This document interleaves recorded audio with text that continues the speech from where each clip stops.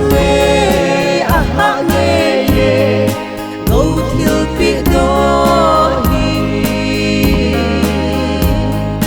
LHAGAO VANGBOHNA changdin Dalhah louthei hilou kagoulu mangpha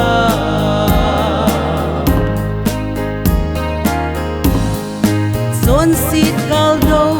ding le gouthil lo pehdoh di gona ahung phongdin don but Ahahsa ngei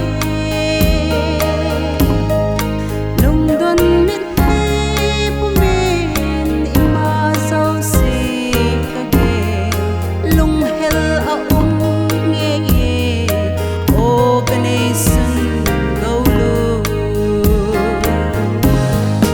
Ahahsa ngei ahah ngeiye gouthil pehdoh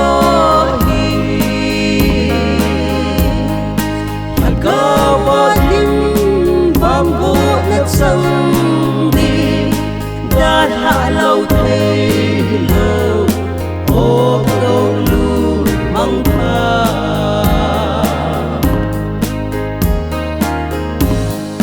gouthil pehdoh namun morian ha kalhungkai chan le chan tho le tho thil le thi dam le dam gen thei tin sing tho a thisan'a Upatna Pakai kauna don but dingin kaki banda Ahahsa ngei ahah ngeiye gouthil pehdoh LHAGAO VANGBOHNA changdin Dalhah louthei hilou kagoulu mangpha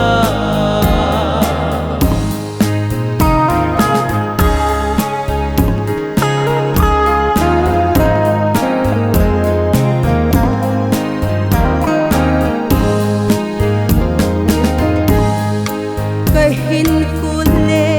isa kai pehdoh ni chun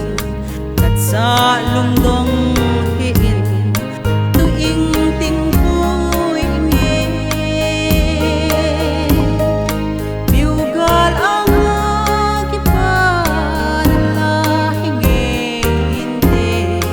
di thu ahung thungtai hallelujah amen Ahahsa ngei ahah ngeiye gouthil pehdoh LHAGAO VANGBOHNA changdin Dalhah louthei hilou kagoulu mangpha